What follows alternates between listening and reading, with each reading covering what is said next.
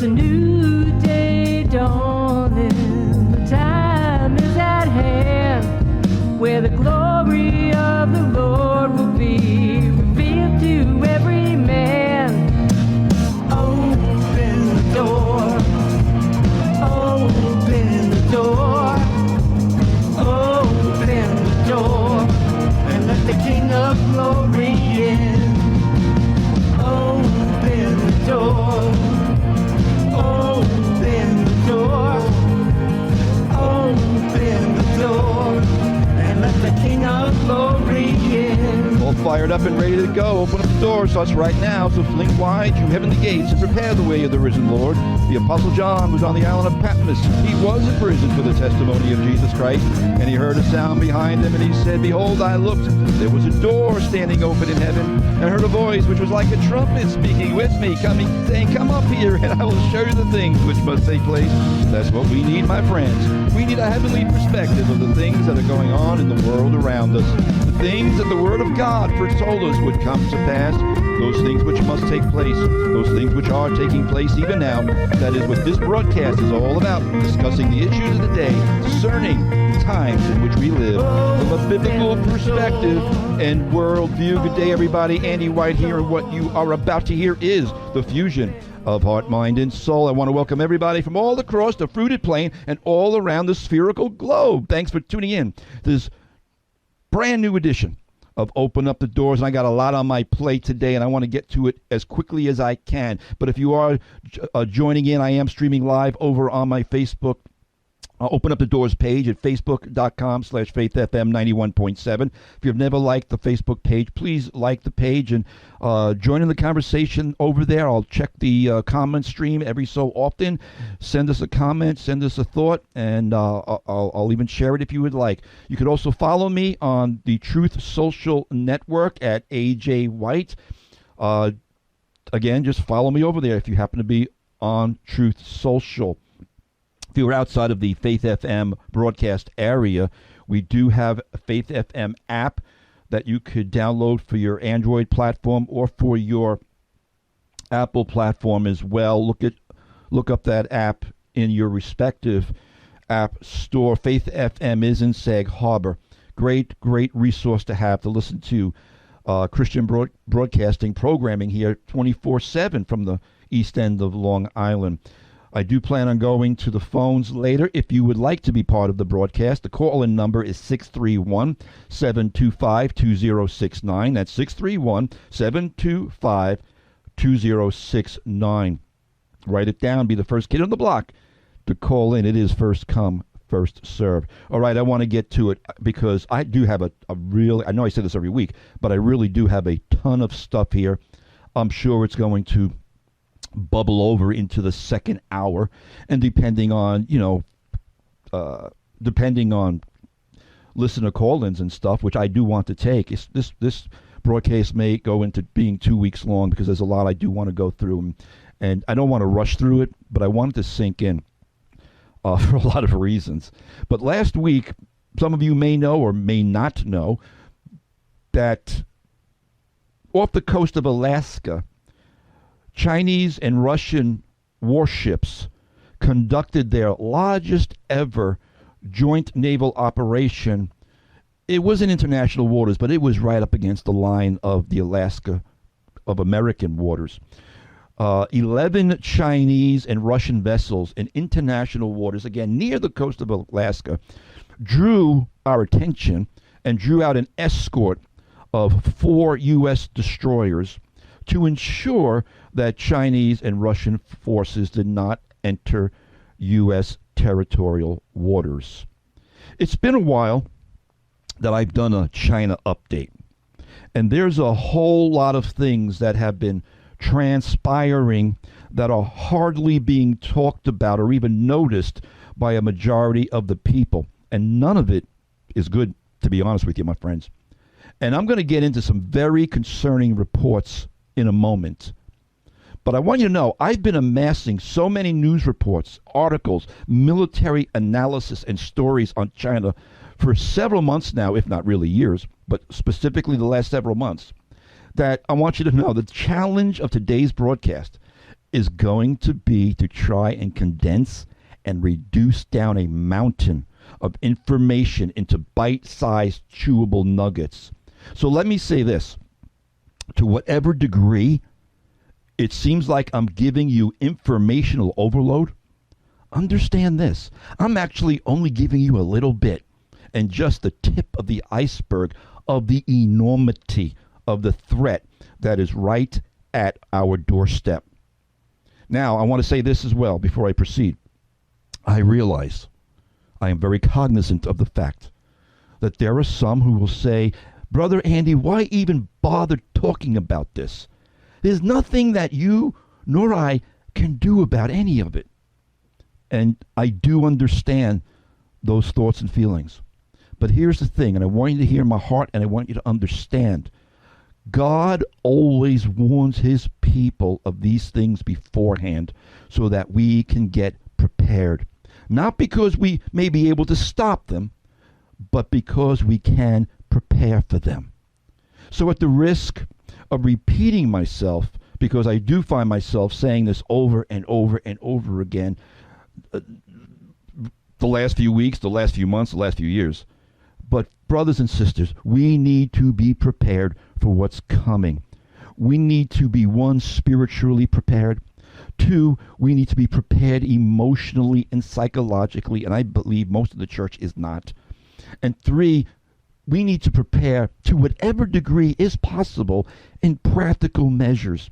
And I've shared on those three aspects so many times, I'm not going to digress that way.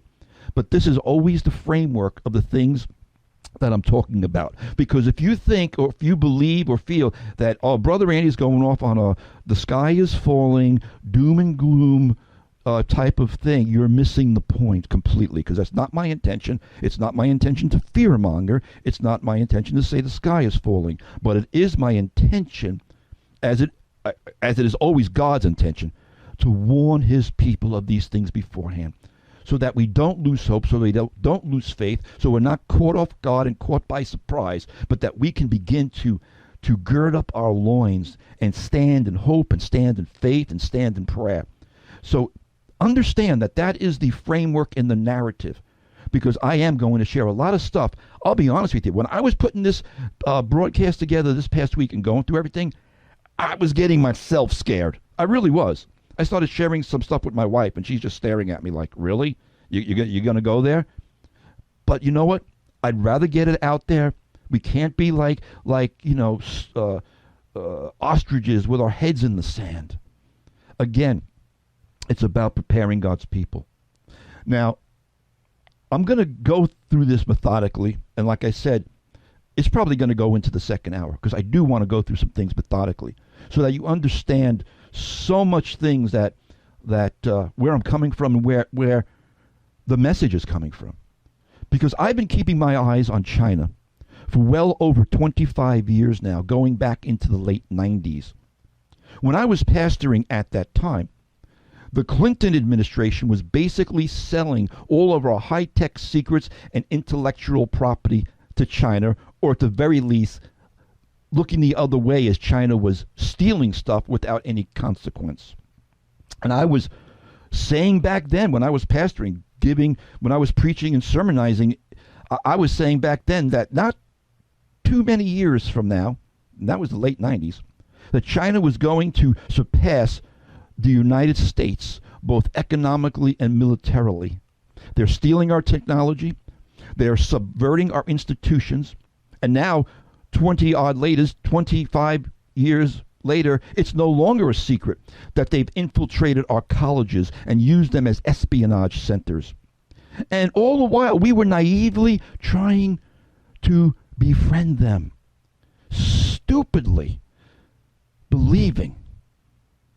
So many people in our government stupidly believing that you can be friends with Marxists and communists who openly state they want to crush you. Again, I was warning about China over 25 and 30 years ago, primarily because, again, here's always the framework, here's always the foundational things of the things I talk about and think about. I go here because primarily I do believe, biblically speaking, that they are the leading power of the kings of the East, the land of Sinim, to pronounce it in the Hebrew, Sinim, that Isaiah 49:12 talks about, the land of Sinim. I believe that China is the leading power of this alliance known as the kings of the East. You can rest assured, brothers and sisters, that China will play a significant prophetic role in these last days. And I believe it's at the doorstep. So, again, just to give you a little bit of history, next month in September marks 23 years since the U.S. Senate, under then President Bill Clinton's urging and promoting and pushing, voted to approve quote-unquote normalized trade with China. Seems like it was longer than that, but it was 23 years ago. He wanted to normalize trade with China and bring them into the WTO, that's the World Trade Organization. It was a mistake that is now proving to have helped turn China into a dangerous new superpower. At that time, Bill Clinton promised that open trade with Beijing would advance America's economic interests and move China in the right direction. Those are direct quotes. It didn't. Clinton assured Congress Beijing would, again, quote, open its markets and U.S. companies could sell and distribute products in China. And that part is true, but here's the other part. That's not the complete quote. Without being forced to relocate manufacturing to China. Yeah, how did that work out? It didn't. Nevertheless, it was an argument that persuaded then Democrat senators like Joe Biden to vote for China trade. Begin to connect some dots here, folks, because now, 23 years later, Joe Biden is a corrupt and compromised national security risk and a sock puppet for Xi Jinping. And the Bidens have raked in millions of dollars from China, laundered through Hunter's business dealings with the CCP-owned energy company, CEFC, all of which is currently, right now, under congressional investigation, which I'm not going to get into right now. But just yesterday, the Republican committee released the bank records of over $20 million that the Bidens have received. That's another story, but it's connected. But let me move this ball downfield, because the point being here, right now, we currently, right now, have an administration that is dangerously compromised regarding China. And the Chinese have been hoping for this day for a very long time. We have an administration that is dangerously compromised regarding China, and it raises serious national security issues. And to be clear, everything the Clinton administration promised 23 years ago, the exact opposite resulted. And every president up to President Trump was in bed with China, as well as many huge American corporations. But like Trump said 6 years ago, and he was 100% accurate, America made stupid deals. Very, very, very stupid business deals with China. And my friends, General Xiao's chickens may be coming home to roost very soon. And it's going to get real spicy. So now, two decades later, with the consequences of the Clinton administration's disastrous China policies soon to be unleashed on the world stage, and all the while, through the Trump presidency, the treasonous and treacherous malfeasance in the media were dutifully mouthing off for their deep state masters the daily mantra of a Russia, Russia, Russia hoax against Donald Trump, knowing it was a lie, and all the while knowing that the Trump-Russian collusion hoax was a complete fabrication of the Hillary, there's that name again, Clinton campaign, along with the corrupt deep state FBI. And now that it's all finally being exposed and brought to light for what it is, exactly what many of us were saying all these many years, that the only ones colluding with Russia, not to mention China, which I'll get to, was in fact the Clinton campaign and the Bidens and their corrupt FBI.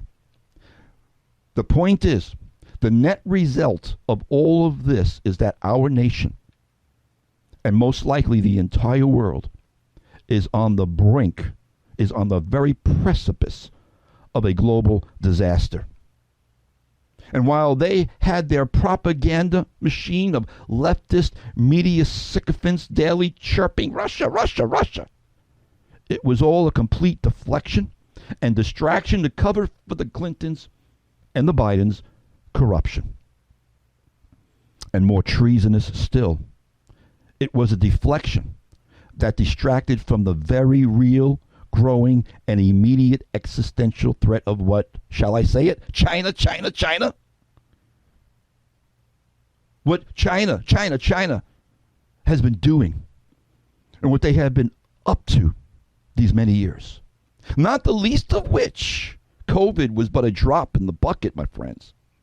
Oh, that was nothing. That was all a test run. What the leaders of our nation have brought upon us, and maybe the rest of the world, is beyond disgraceful. And worse, it is about to have catastrophic consequences. Because meanwhile, back at the ranch, the bureaucrats at the Pentagon, along with the woke General Milley, are more focused on and more interested in LGBTQ equity nonsense and a fake white supremacy narrative rather than the very real rising Asian supremacy reality. May God help us. That's all I can say is may God help us. My friends, China's generals are preparing for war. And I'm not quite sure what our generals are preparing for. Chinese foreign expert Gordon Chang, many of you might be familiar with him. He's usually all over the media, or at least those who will let him speak. Gordon Chang is a Chinese American, but he's an expert on foreign policy regarding China. Last week, Gordon Chang tweeted this out. These are his words. I'm quoting him directly from just last week.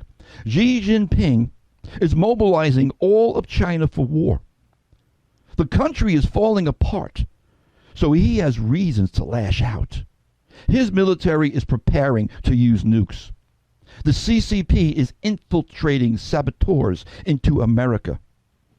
Biden is oblivious, and senior Pentagon leaders have almost no sense of urgency. Those are Gordon Chang's words, someone who's in the know, who talks with these people. Biden is oblivious, and senior Pentagon leaders have almost no sense of urgency. It's been reported in recent weeks that Chinese migrants are gaining entry into the U.S. through the southern border. No surprise there, my friends. They're gaining access into the U.S. in unprecedented numbers. That's a quote from our Border Patrol agents. Gordon Chang calls them China's shock troops, and they are already inside the United States.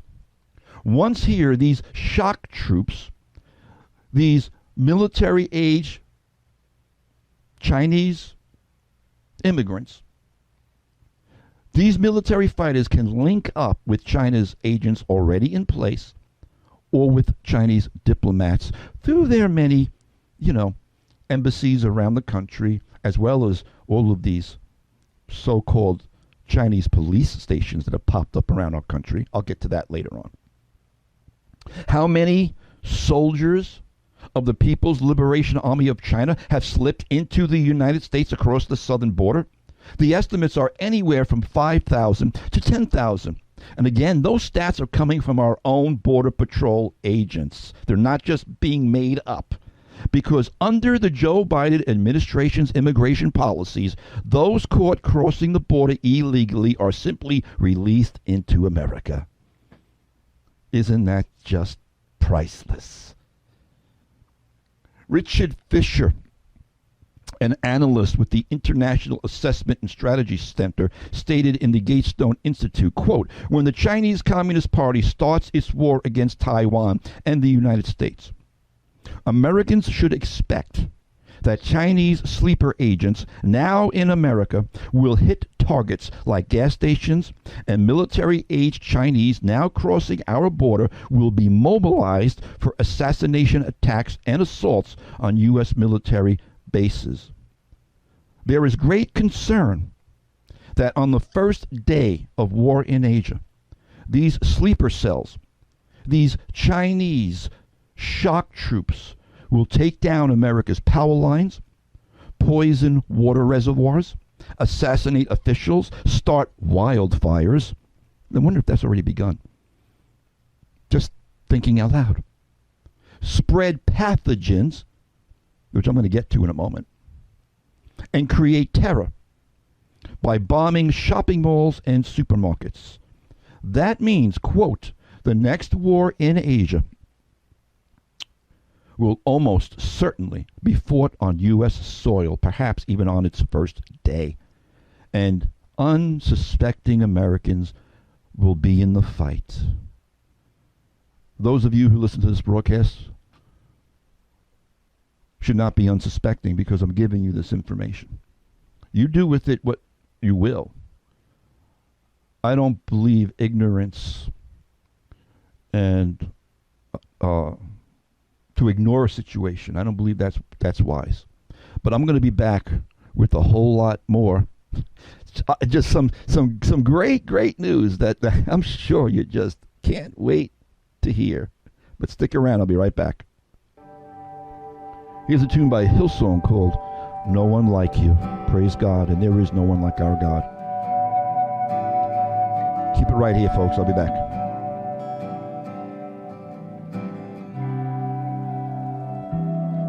There is no one like you, Jesus. Welcome back. Andy White here on the radio, tearing down strongholds. You are listening to Open Up the Doors, Integrity in Broadcasting here on Faith FM, WEGB 90.7 and 93.3 in Napeague, and WEGQ 91.7 in Quag, if you are just tuning in. But I want to get right back to it because, like I said, I got so much to get to. But from biolabs to malware, to space war, we got a lot of ground to cover. I said in the last block before the song break, quoting from U.S. officials, experts, those who really have their finger on the pulse of things, that on the first day of war in Asia, they will take down America's power lines, poison water reservoirs, assassinate officials, start wildfires, spread pathogens. I'm going to zero in on that in a moment. And create terror by bombing shopping malls and supermarkets. Folks, anyone who's been listening to this broadcast for a long time, or at least the last several years, you know, I told you from the very onset of COVID over 3 years ago, that it was purposefully done by the CCP. And now it's recently been discovered that China was likely, probably still is, we just happened to discover one of them, but China was likely planning to launch a pathogen from an illegal California biolab. Now, how many of you heard about this in the mainstream media or on TV? Now, it's been reported. Fox did a report on it. Some conservative outlets did a report on it. But basically, it was like, on page 10 or 20 or something like that. I was sharing with a friend of mine yesterday. They didn't hear about it, and they keep up on the news. How many of you heard about this illegal Chinese biolab in California that was discovered, and it was discovered by pure luck?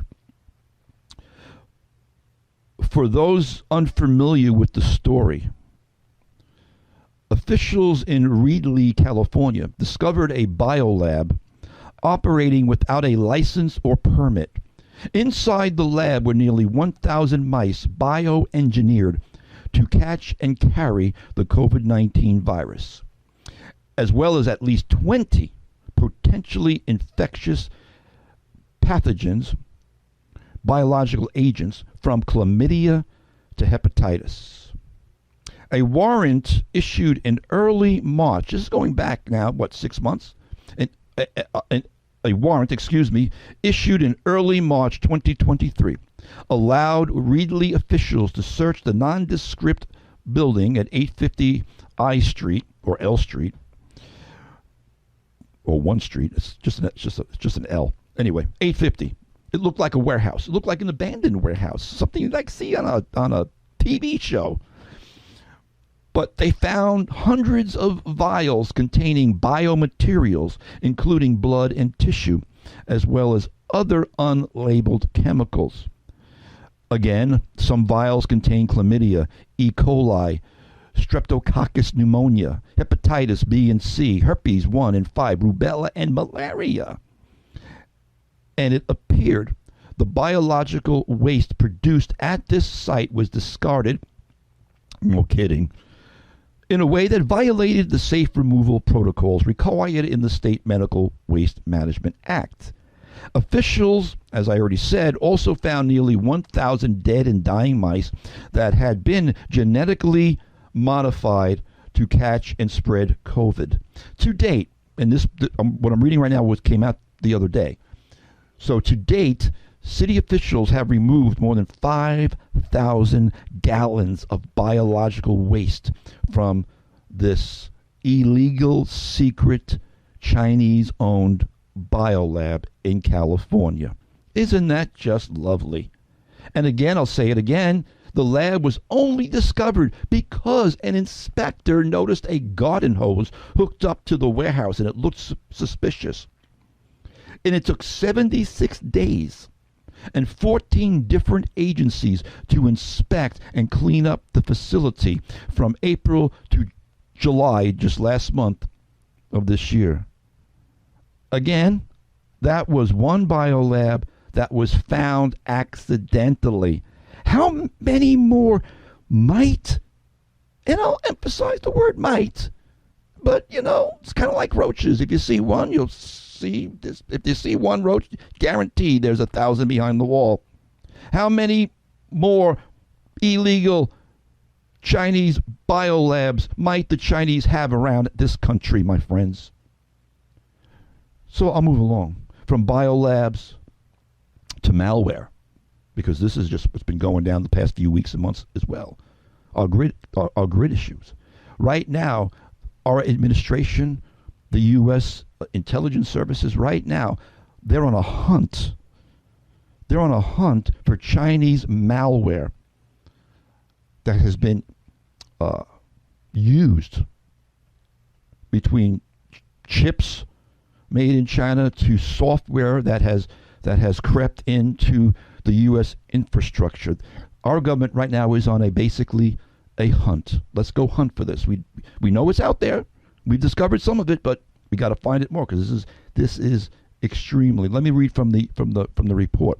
The administration of U.S. President Joe Biden is hunting for malicious computer code it believes China has hidden deep inside the networks controlling power grids, communication systems, and water supplies that feed military bases in the United States and around the world, according to U.S. military intelligence and national security officials. The discovery of the malware has raised fears that Chinese hackers, probably working for the People's Liberation Army, you think, have inserted computer code designed to disrupt U.S. military operations in the event of a conflict, including if Beijing moves against Taiwan in the coming years. I don't believe it's going to be in the coming years. I think they're going to make their move in the coming months. I could be completely wrong, but that's my feeling and opinion.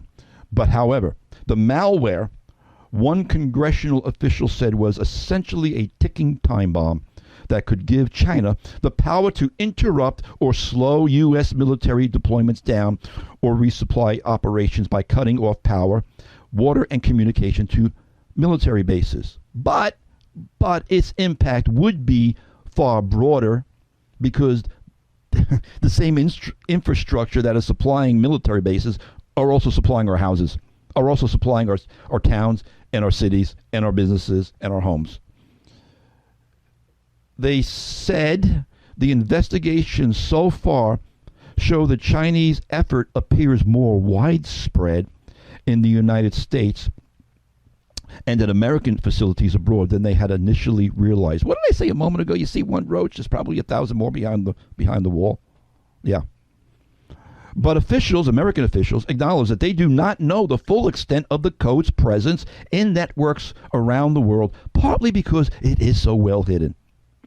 Testifying before the U.S. Department of Energy, someone by the name of Michael Mabee, a retired U.S. Army sergeant, stated, quote, "It is of great concern that the People's Republic of China and its controlling Chinese Communist Party is marketing equipment or systems to the same U.S. critical infrastructures that multiple U.S. government agencies have confirmed for years are the target of China's past and present cyber espionage, probing, and cyber attacks." Folks, remember, it wasn't that long ago that the SolarWinds cyber attack caused a lot of damage here in America, and the Colonial Pipeline cyber attack. Remember that? That was just, what, a year or two ago? When it shut down the gas pipelines to the East Coast? Those were cyber attacks.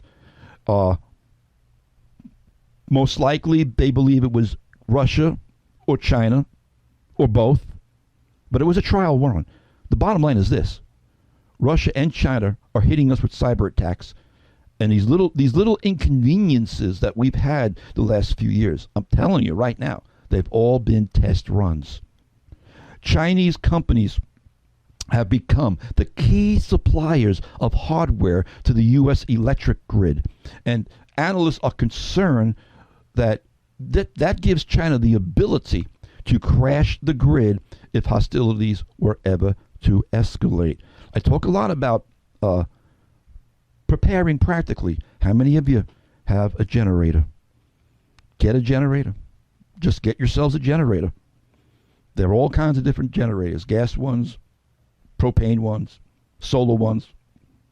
Get yourself a generator, at least to be able to get through some initial blackouts, initial grid downs.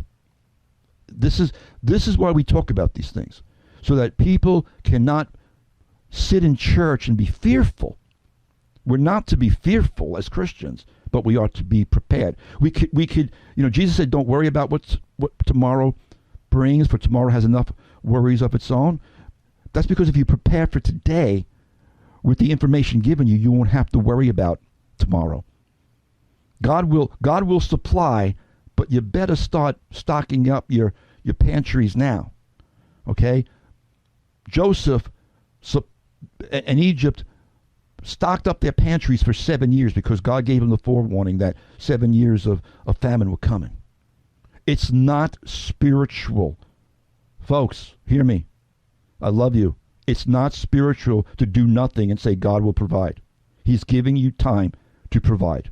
He's giving you time to stock up your pantry, to stash away all the extra things you might need. You got a propane generator, buy some extra tanks. Have 6, 7, 8 tanks ready to go in case you need them.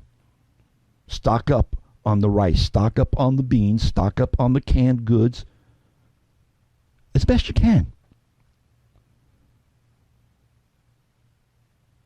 Because if they're able to knock the grid out, and they are able to,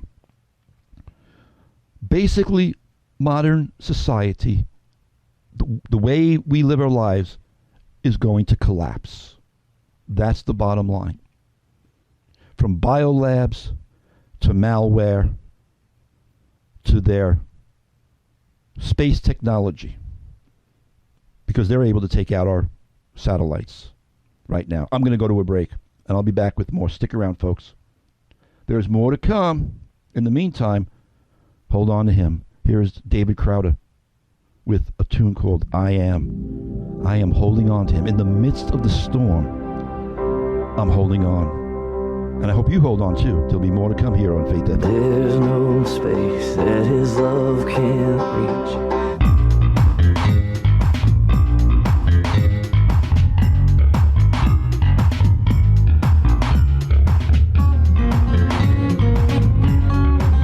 The fusion of heart, mind, and soul. This is Open Up the Doors with Danny White here on Faith FM, WGB 90.7 and 93.3.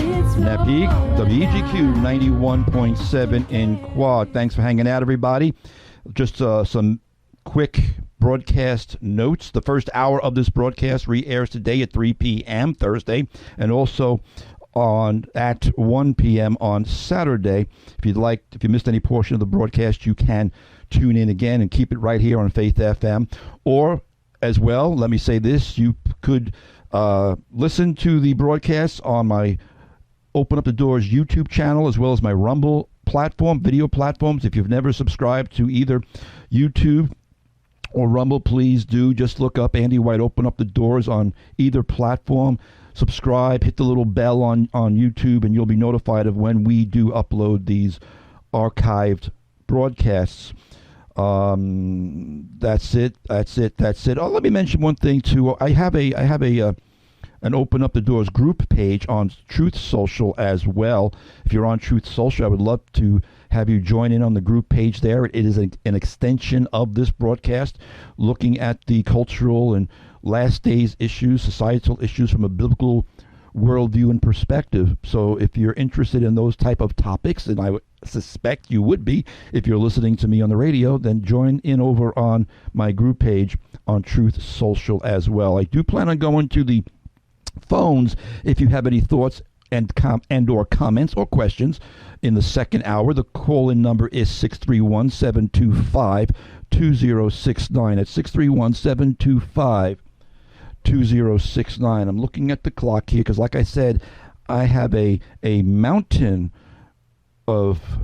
whole stack of stuff, as Rush used to say, and I'm trying to see where do I want to go in the last few minutes of this first hour? And I'm going to pick this up in the second hour because I don't want to divide it up into 2 weeks if I don't have to, because I want it to be a nice, neat little package. But let me start here. The Chinese government under Xi Jinping, they are continuing to prepare for an invasion of Taiwan. That's the linchpin. Chairman Xi has ordered the regime's military to prepare for war and to be ready to start an invasion of Taiwan.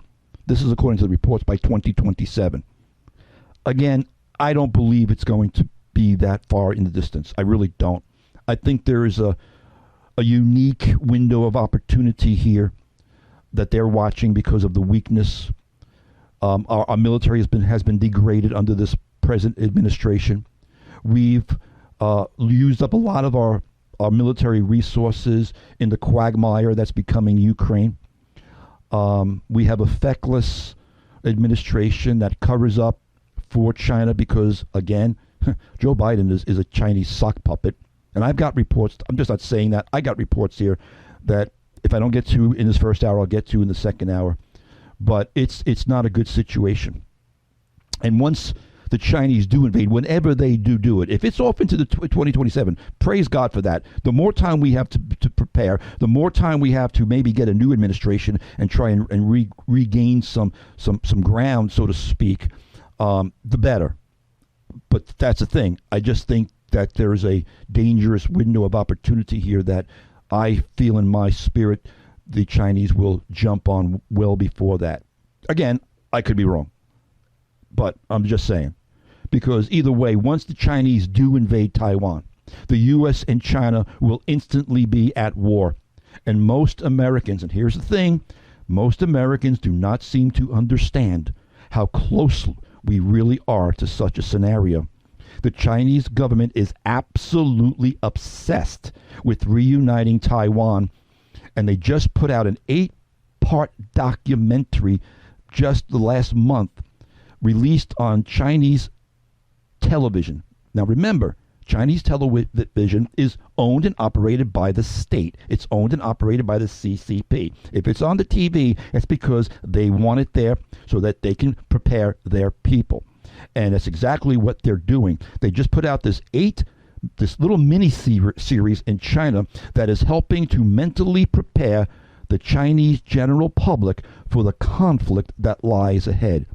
What they're doing is the exact opposite of what we're doing in America. We're ignoring it. We're acting like, oh, they're not really going to do that, or it's something like whatever. But again, the Chinese have released this documentary about the Army's preparation to attack Taiwan, and it's showcasing soldiers who are pledging to give up their lives if needed, as Beijing continues to ramp up its rhetoric against Taiwan. The name of this series in China is called Chasing Dreams. That's the dream of Xi Jinping. Chasing Dreams is an 8-part docuseries aired by state broadcast for CCTV just last week to mark the People Liberation Army 96th anniversary. This documentary features military drills and testimonials by dozens of soldiers, all of whom express their willingness to die in a potential attack against Taiwan. And folks, understand this. Taiwan is not Beijing's ultimate goal or final destination. The CCP, the Chinese Communist Party, wants to see the East, mainly them. The Chinese Communist Party wants to see the East, think kings of the East, Daniel 11:44, Revelation 16:12. They want China to rise and the West to decline. China wants to be the hegemon, that means the world power, over Europe, the Americas, and the entire world. And Chinese President Xi Jinping has openly embraced a strategy to, quote his words, upend the international order. After abandoning notions of China biding its time or pursuing a peaceful rise, he said. Folks, China's imperialism stems from the CCP's regime's authoritarianism, and it subscribes to Confucian traditions. This is deep in the soul of China. Confucius, that call for the world to be subjected. That call for the whole of the world to be subjected to one ruler. What does that sound like? And if we do not take China's threats seriously, a dark future awaits not only America, but all of mankind. And having said that, a dark future, in a sense, awaits, but that's not the end of the story. Again, it's not about gloom and doom. I read the end of the book. I know where we're going. I know exactly how it all pans out in the end. But let's prepare for what's coming down the pike and going to be laid at our doorstep. Because I'll say it again. While the fools and the CCP useful idiots on the left try to keep chiming about a now completely exposed and debunked Russia conspiracy hoax, they keep cavorting with and cuddling up to China. You're not allowed to say anything about the Chinese. Remember, it wasn't the China virus. No. You're not allowed to do that. I won't go down that road, but it's so obvious. And they keep doing this. They keep cavorting. They keep cuddling up to China. And though, of course, from a national security perspective, of course, we need to keep our eyes both on Russia and China.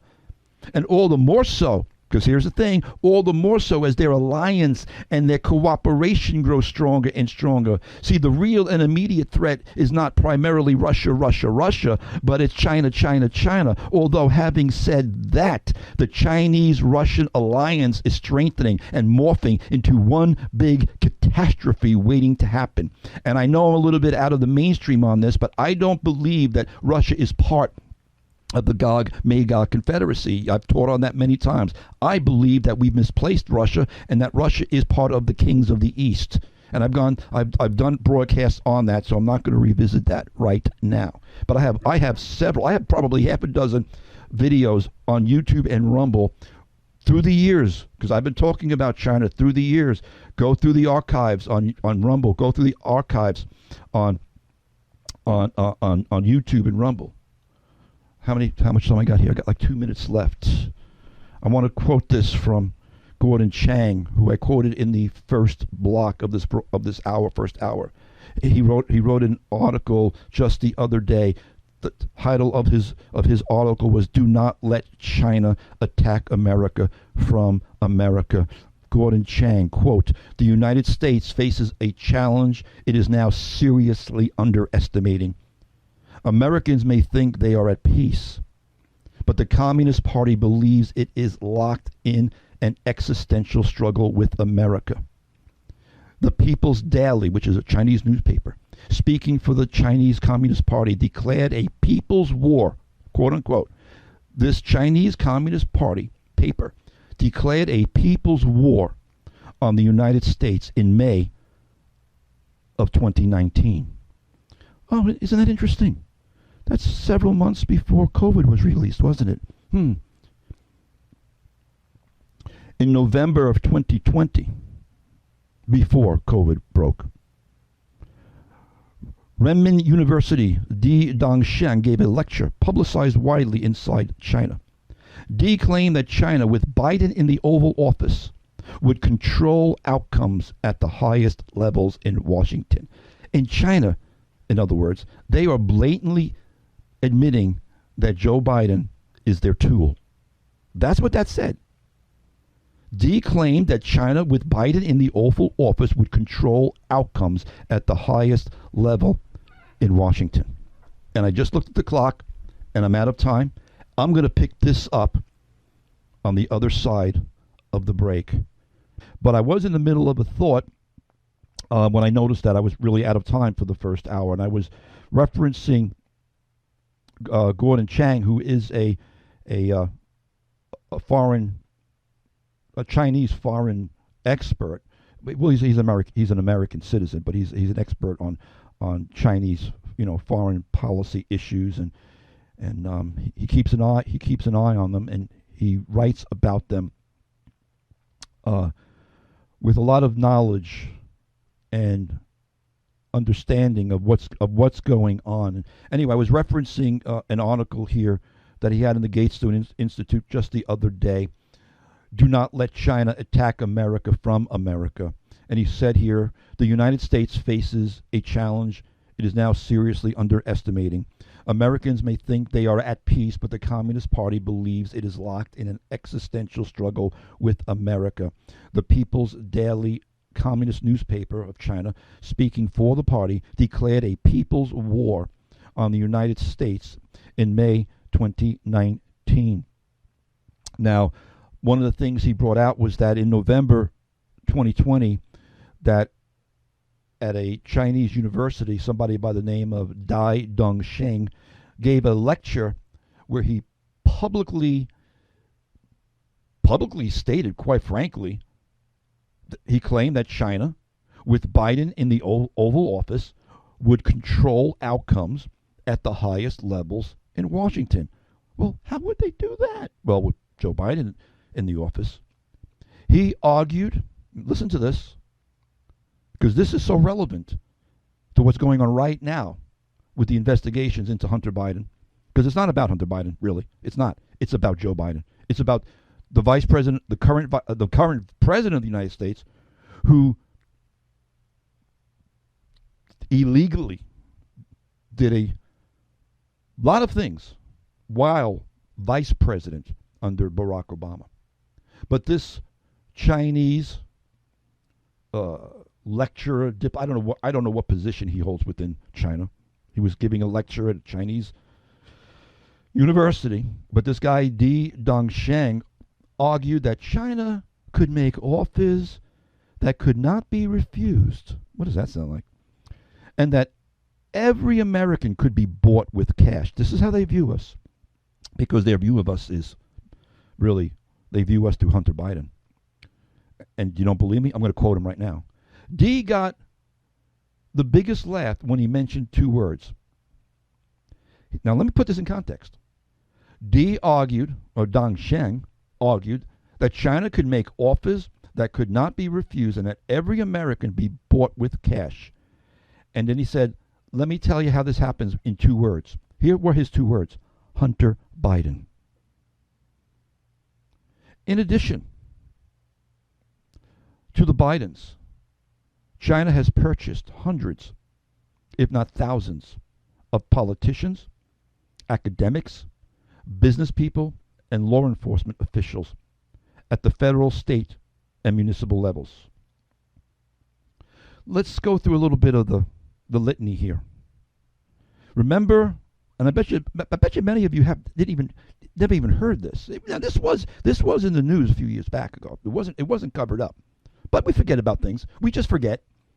We just we live our lives day to day, and we forget about these things. But when you compile them together, you begin to see a pattern here. But just remember, a few years ago, that it was discovered that California Senator Dianne Feinstein's driver, her personal driver of 20 years, turned out to be a spy for China. For 20 years, this guy spied for China and was at the, basically, and he wasn't just a driver. And what do drivers do? They listen to the conversations in the car, by the way. Senator Dianne Feinstein's office was infiltrated by a Chinese spy who worked as her driver and attended official functions on her behalf for 20 years. Now, that's just a fact. That's just a fact of history. You can look it up. Remember California Democrat Eric Swalwell? Now, what's amazing is that these people are still senators. Swalwell is still in Congress. I can't believe this guy is still in Congress. But you remember the story with Eric Swalwell? That the China's Ministry of State Security first contacted Swalwell, not when he was serving on the House Intelligence Committee, but years before that. They groomed him. Now, I'm not saying he knew he was being groomed, but this is how oblivious he was. They first contacted him when he was just a young and up-and-coming politician in California, and they groomed him. But they groomed him when he was on the city council of Dublin City, California. And Swalwell was groomed and enticed by a sweet and pretty honey trap, Christine Fang. Remember the story with Fang Fang?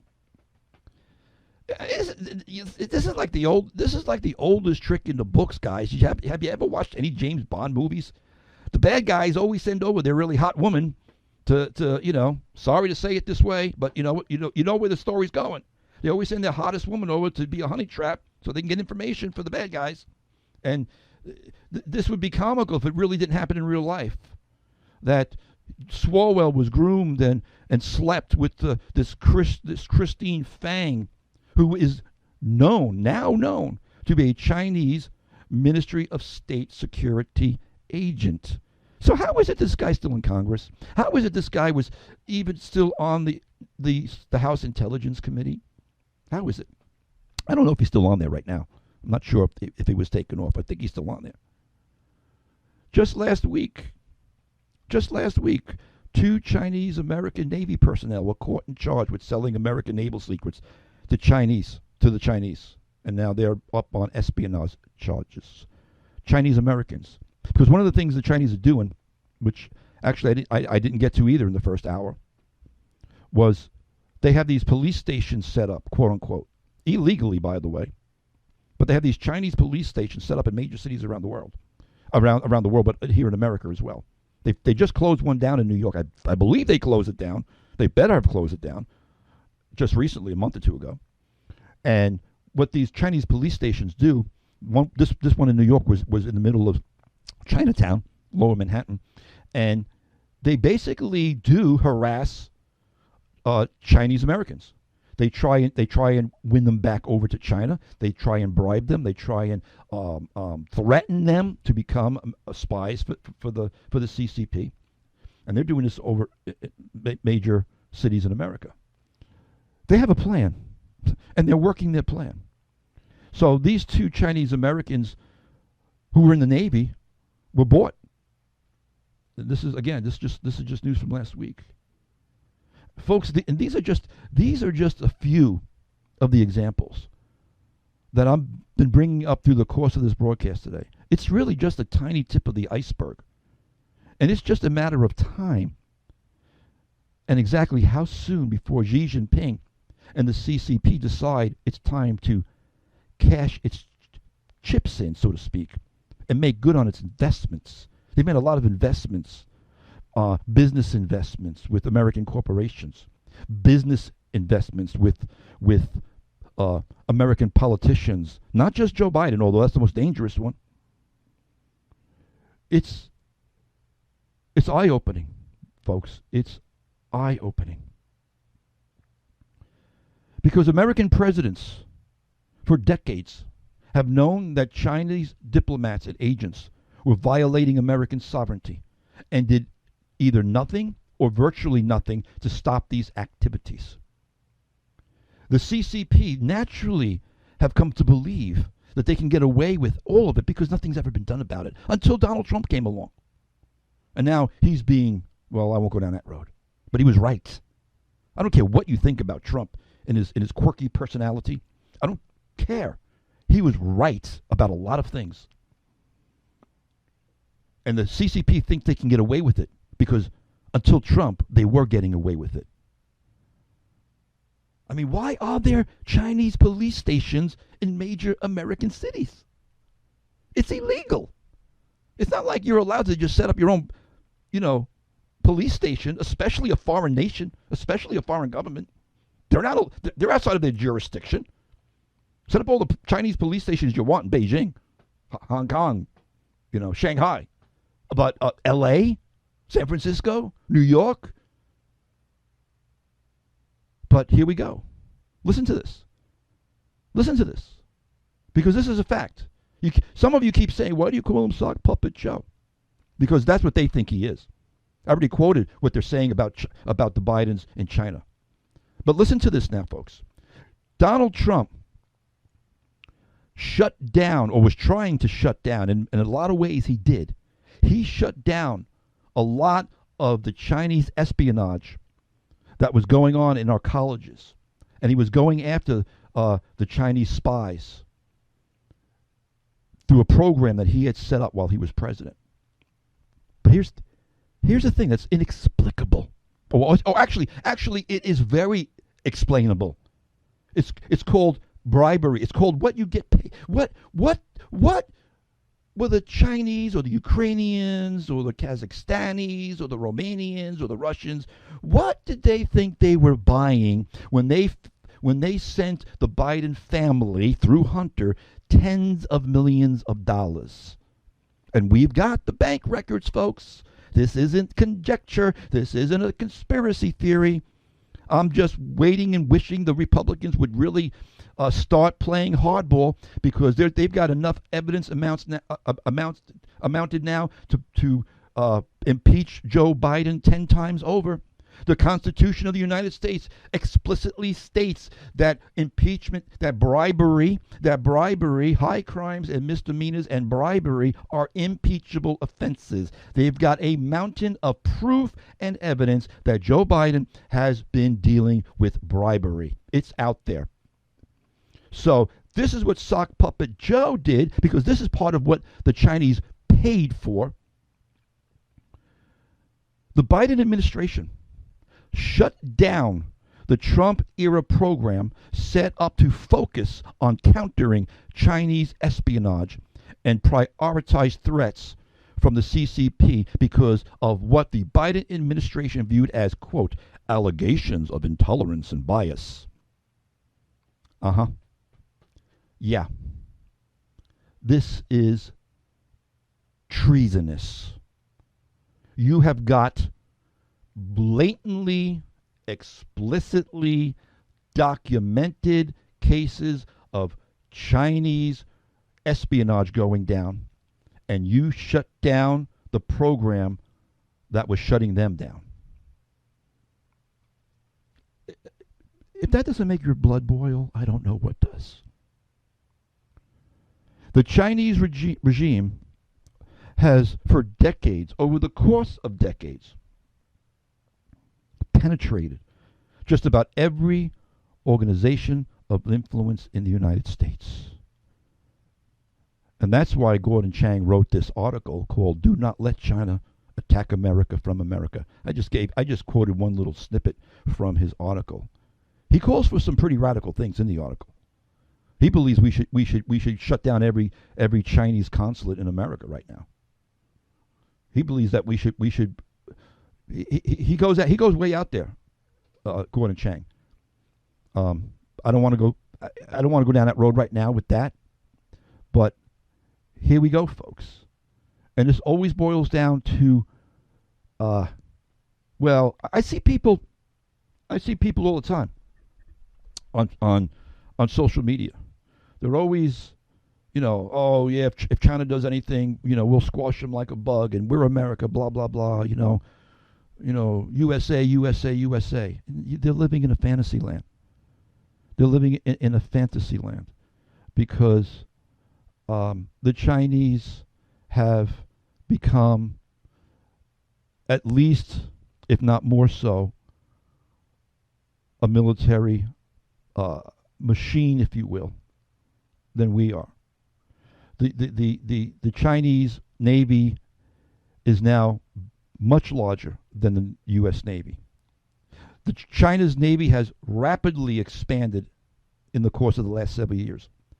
And they now have a larger fleet than that of the United States, with over 350 ships, including surface vessels, submarines, and aircraft carriers. Now, we've got more aircraft carriers, but they've got hypersonic missiles that we don't have that could take out our carrier fleets in a nanosecond, and we can't defend against them.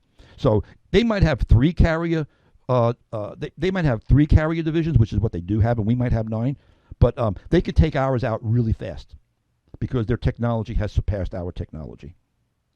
And now China possesses a naval force that surpasses the U.S. fleet in terms of sheer numbers. And this growth in naval strength gives China greater operational flexibility around the world, of course, which is what they want.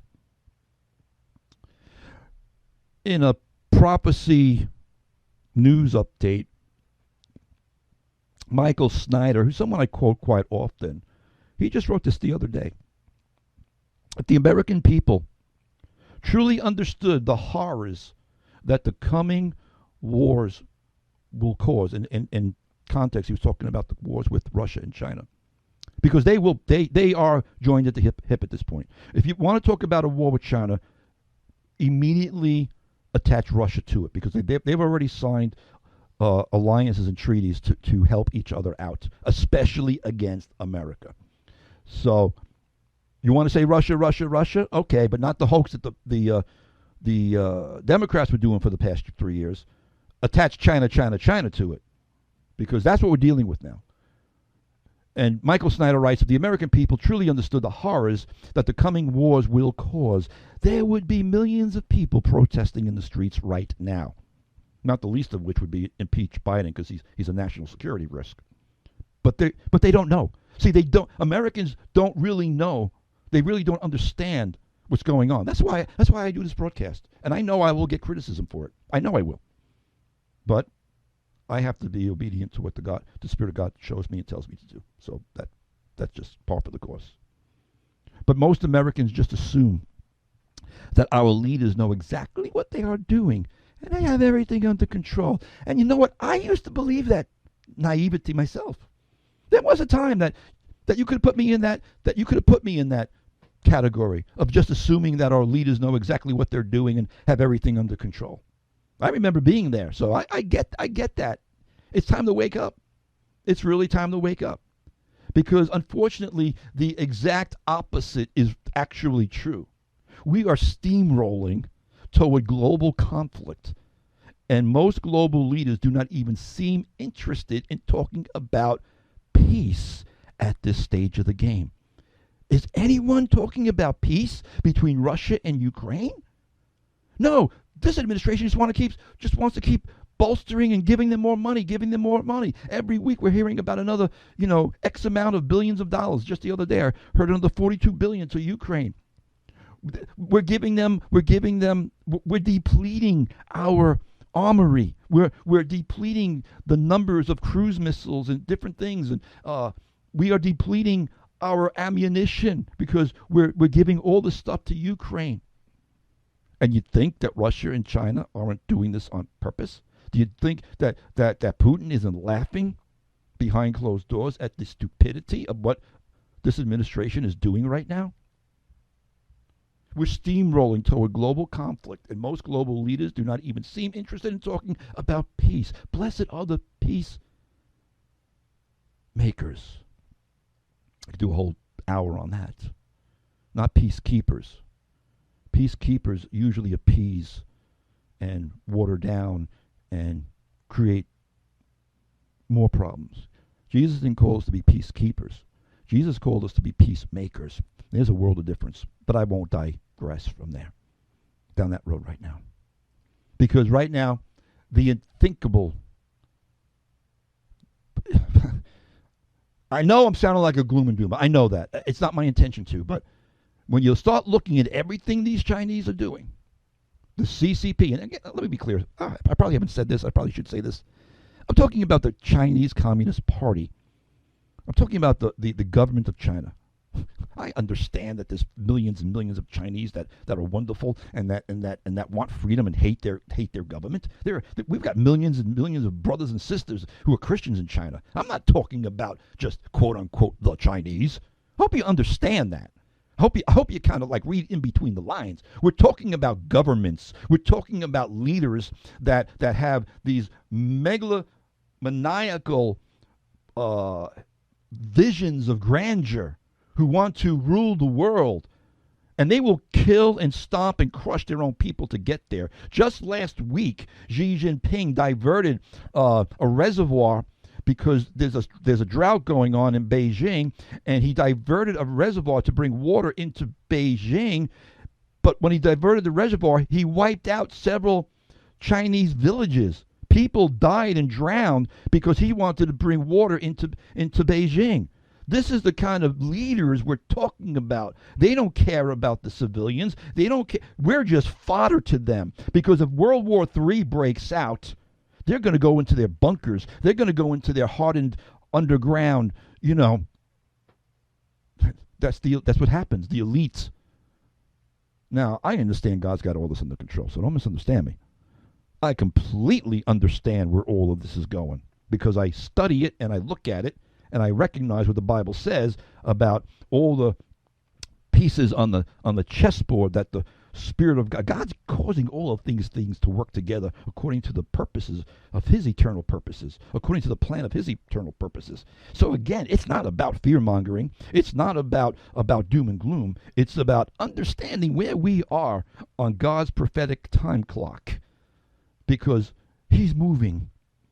He's controlling everything. He's allowing things to get. I'm not saying He's making these things happen, or he's the one causing these things to happen. No, He uses the sin of man. He uses the pride of man. He uses the politics of man to accomplish His eternal purposes.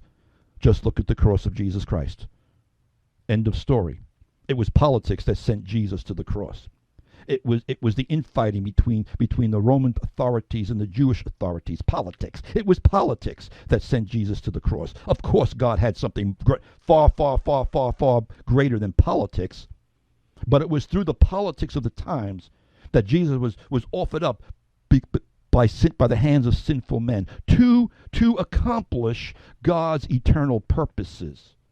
And when you understand that, and when you put your trust and faith in Him, well, yeah, you could, like Jesus, sweat it out in the Garden of Gethsemane, recognizing that terrible, terrible things are about to come crashing on your head. Father, if there be any other way, let this cup pass from me. Yeah, Jesus struggled with that. We got that in the record of the Garden of Gethsemane. Jesus wasn't necessarily thrilled with the fact that He was going to be viciously emaciated and crucified. He sweat great drops of blood, but he submitted himself to the Father's will. Nevertheless, Abba, not my will be done, but yours, because you've got a greater plan, and I'm going to trust it you. So for the joy set before him, Christ endured the cross. And brothers and sisters, in these last days, when all of these purposes of God are coming to their final end of the age culmination, it's not about fear mongering. It's not about doomsaying. It's not about gloom and doom. It's about, hallelujah, Father, nevertheless, not my will, but your will be done, because you've got a great and awesome plan. And Jesus Christ, the Son of the living God, Mashiach ben David, Messiah, son of David, is going to return. And he's going to return at the peak and at the pinnacle of when mankind is just about to completely, if left to his own devices, annihilate himself. People say, well, if this happens and that happens, everything will be annihilated. No, no, no, no, no. God will not allow that to happen.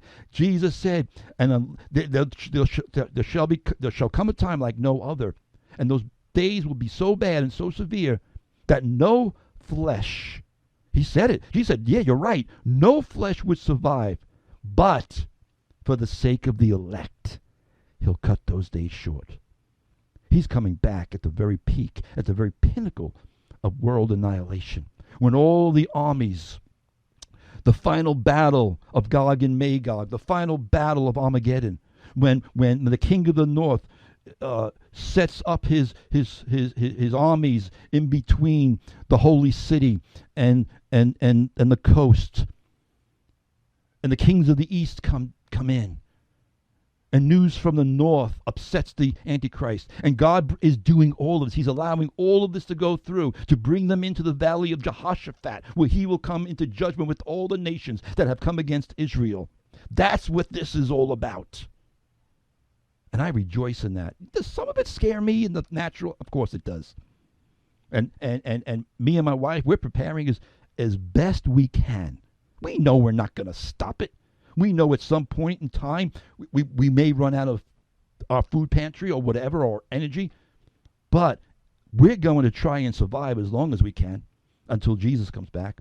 And we're going to preach the gospel, and we're going to be there saying, this is that which was spoken of by the prophets. You want to know what's going on? All my neighbors around me, when they're in a state of confusion, when they're like, what's going on? Why is this happening? We're the voice. We're going to preach the gospel, the everlasting gospel of the kingdom, because Jesus said, unless this gospel is preached to all the nations and all the world, then shall the end come.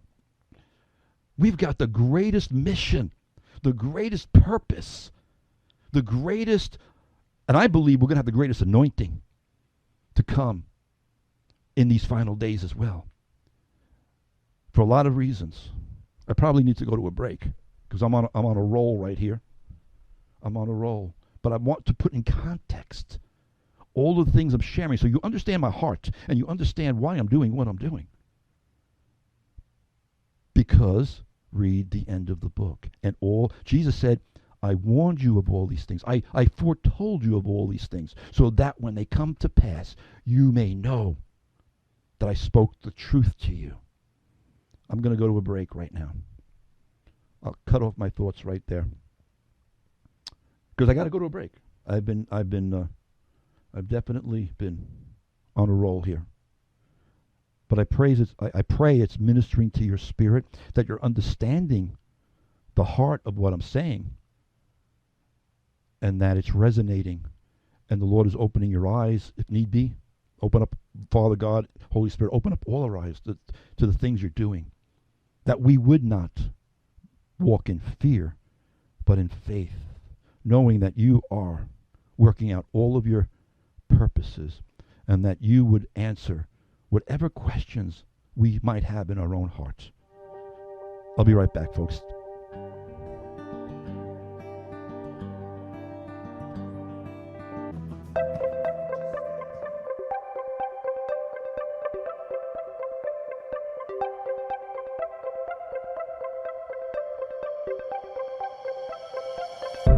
Fusion of Heart, Mind, and Soul. This is Andy White here on Open Up the Doors, Tearing Down Strongholds. Just tuning in, got a few more minutes left. I'd also like to go to the phones if you want to call in.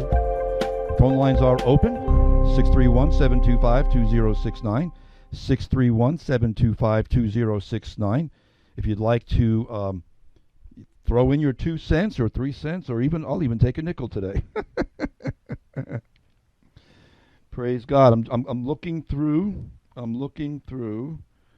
my comments here on the Facebook stream, and just reading them out. Somebody here is telling me, a friend of mine actually, oddly enough, that's pretty intense. Maybe you should call in. You know who I'm talking to. Somebody had a dream last night that China dropped a bomb and started to take over. Well, that was a great dream to have before listening to this broadcast. That sounds like something in season. If you'd like to call in and share that, if you'd like, 631-725-2069, 631-725-2069. In the meantime, I'm gonna switch gears a little bit. Well, let me see. Should I do that? I know there's a lot of heavy stuff there. I think I'm just gonna let that marinate out there a little bit. I think there like I said, I got a ton of reports here, and everything I gave you, as intense and as informational overload as all of that might have been, trust me when I tell you, brothers and sisters, that's the tip of the iceberg. It's really as bad as it sounds. But you know what? I don't want to be too morose. I really don't.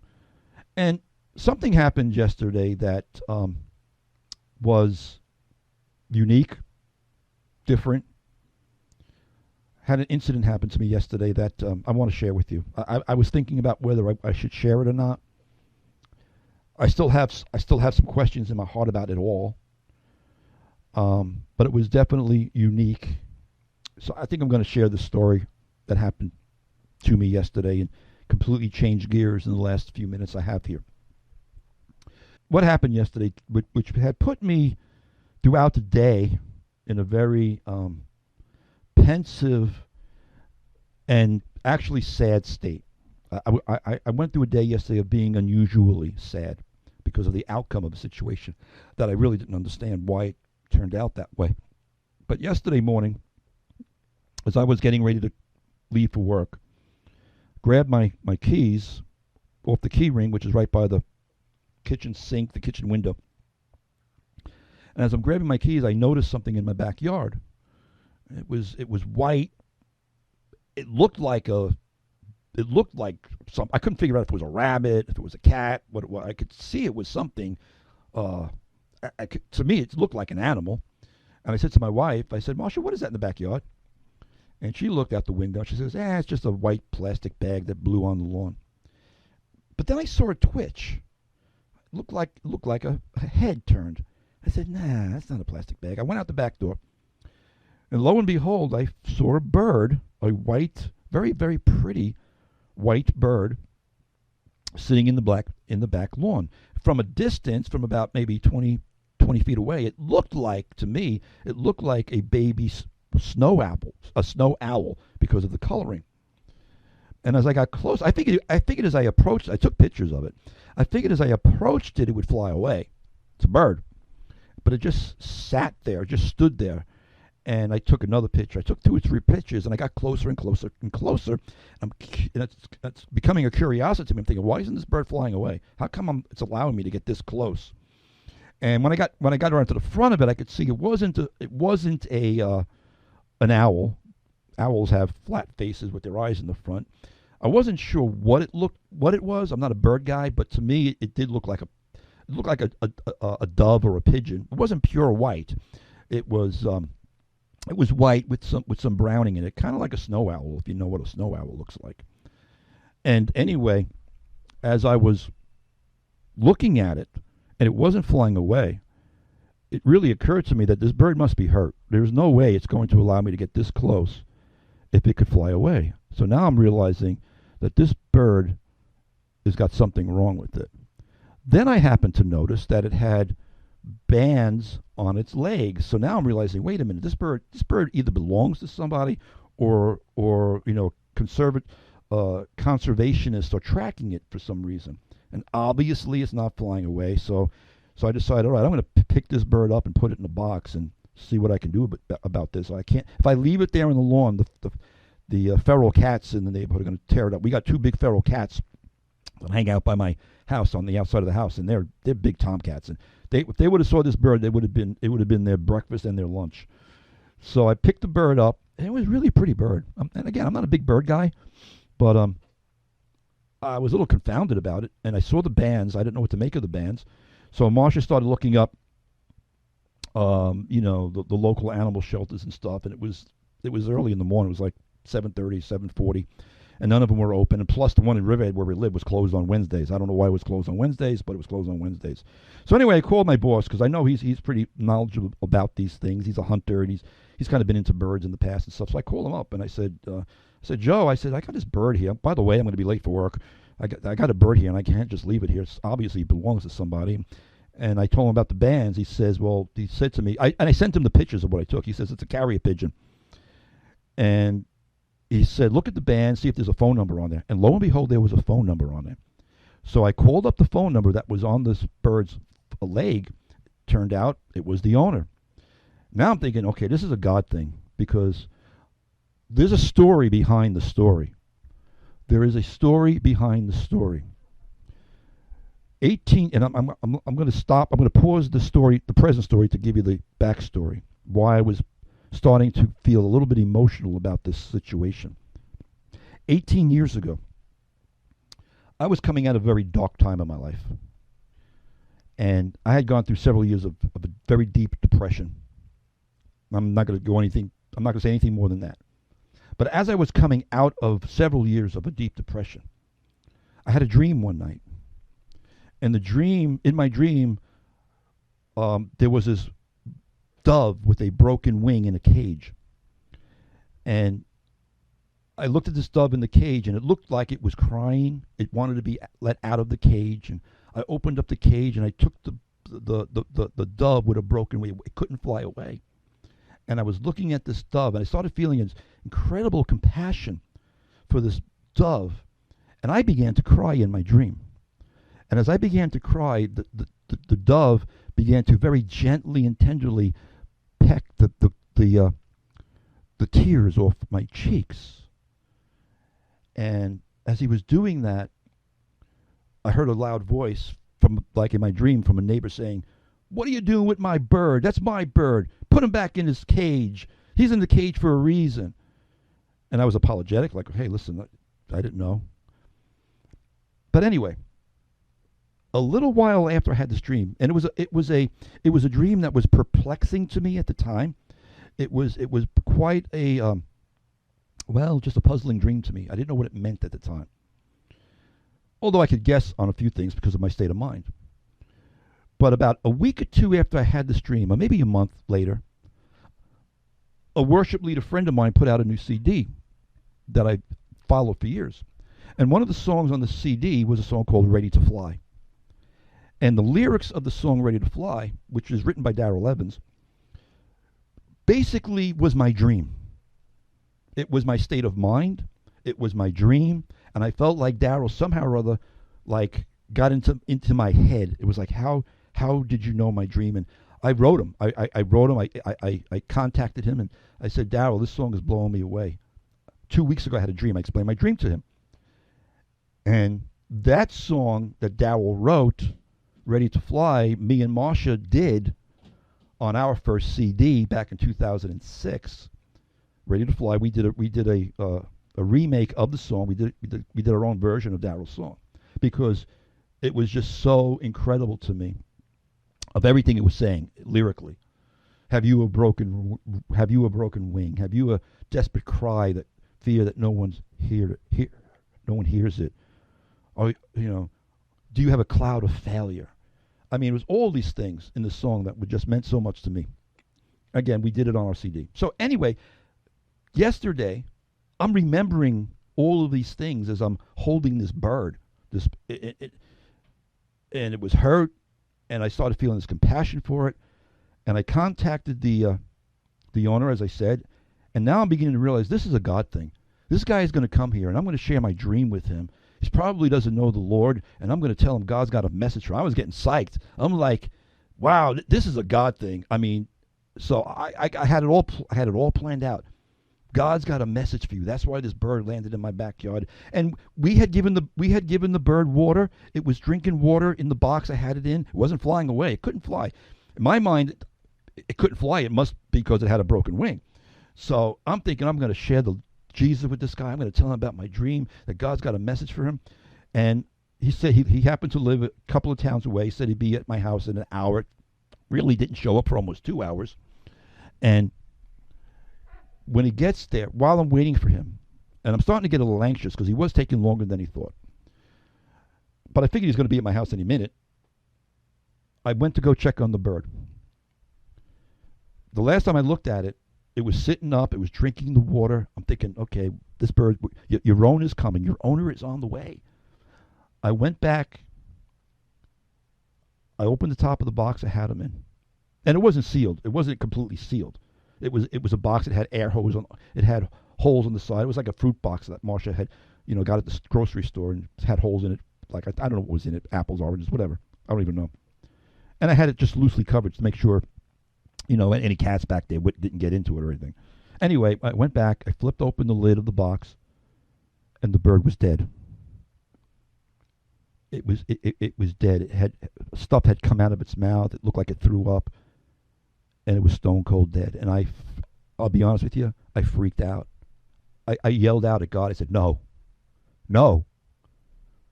Why is this bird dead? I started praying. I don't care if you think I'm crazy. I laid hands on the bird. I started praying. I started asking God to bring life back into the bird. I'm not a miracle worker. I can't raise anybody from the dead, much less a bird. But I was upset. And I knew this guy was coming. I'm like, should I call him, tell him not to come? But at this point, I'm realizing he's probably just moments away from my house. So I just waited for him to get there.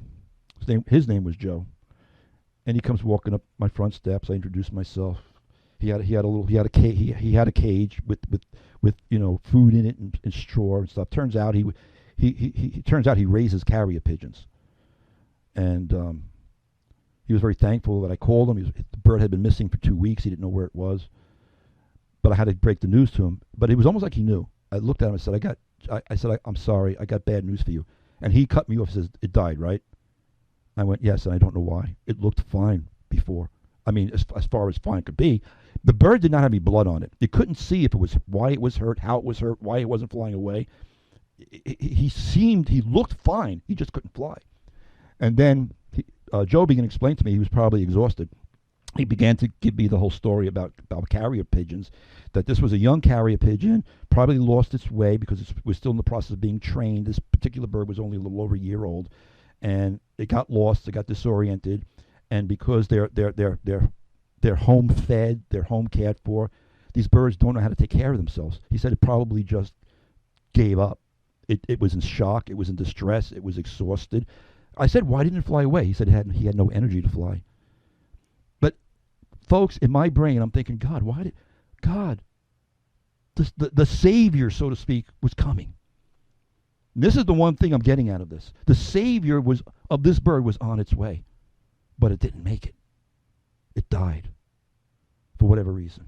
And I was questioning God about this all day. Long story short about this, I started to share with him my dream. Turns out that he already was a Christian. So as I began to tell him my story and why I was so emotionally tied to this whole situation, and I began to tell him my dream, he said, I'm getting goosebumps. He goes, yeah. He goes, I said to him, I was expecting somebody who wasn't a Christian, and I was going to share Jesus with them. He goes, no, but I still need to hear some of the things you're saying to me. So his wheels were, because he was going through things. So God set up this whole thing for whatever reason, for whatever purpose, to have me share with this guy. I gave him a copy of my CD. I said, Joe, you got to listen to this song. Song number 4, Ready to Fly. And when you hear the words of the song and you see the situation, you'll understand a lot of maybe God's got something in the lyrics of this song that he wants to minister to you, just like he ministered to me 18 years ago. So anyway, we had a really good conversation. I learned a lot about carrier pigeons. I didn't even know carrier pigeons were a thing in this day and age, but apparently they are. But I was sad. The bottom line was, I did not understand why God allowed that bird to die when it was really literally going to be saved in just a few moments. I struggled with that all day yesterday. And it's just a bird. I get it. It's just a bird. You would think with all the things I believe in and all the things I talk about, I'd have quote unquote stronger faith and I wouldn't question God. No, we're human. I'm human. And I found myself all day yesterday. God, why did you let the bird die?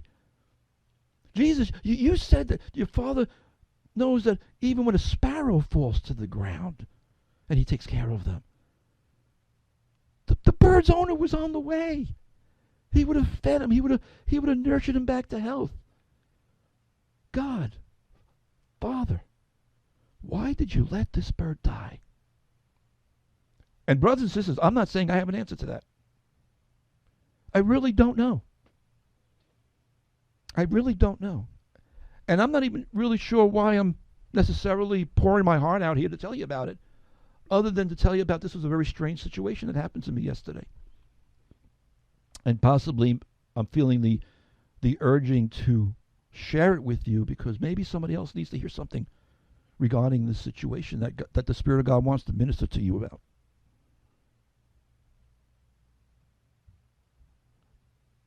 I got a few minutes left. Not enough time to take a phone call. And maybe I wasn't supposed to have any today. I know kind of a odd 2 hours. I talked about a lot of heavy stuff, I realized, in the first hour and a half. And then I shared this other story, which is kind of like completely different. But this is the life that we're living together as we journey on our journey. You know, contending earnestly for the faith, holding on to our faith. Moments and times when we even question, as strong as our faith is, as much as we honor and love and obey God and love God and know God, there are times when even the most simplest things happen and we'll be like, but why, God? I don't get it. I don't understand why this ended up the way it ended up, especially since it looked like it was going to end up on a good note. Praise God, I found this guy's bird. His bird was missing for 2 weeks. I found it. Contacted him. Yay, we're going to have a happy ending to this story. When I opened that box, and I have the pictures, I took the picture of the dead bird. I took the picture of the live bird. I didn't know who was coming to my house. I didn't know if this guy was going to accuse me of killing his bird. So I made sure I had live pictures. I had a picture of the bird drinking the water. I had a picture of me, the water bowl in the box with the bird. I had a picture of several pictures of the bird. Yes, he was alive. You know, I wanted to make sure he wasn't going to accuse me of killing his bird. I was dumbfounded. I really was. I was shocked. I did not expect that bird to be dead when I opened up that box. And it made me very sad. I'm just sharing my heart with you. I'm not sad today. I'm just like moving on. That was yesterday. You know, sometimes we have the answers to things right away and sometimes we don't. But I did want to share that story with you. I hope for some reason that it ministers to someone, because that's why I wanted to share it. I felt like the whole thing was a God moment, a God thing. And who's ever listening to this, maybe there's something in it that will minister to you. But in the meantime, I'm out of time. So thanks for tuning in, everybody. Keep it right here on Faith FM. Be brave. Stand firm. Let everything you do be done in love. And I'll be back next week. God bless.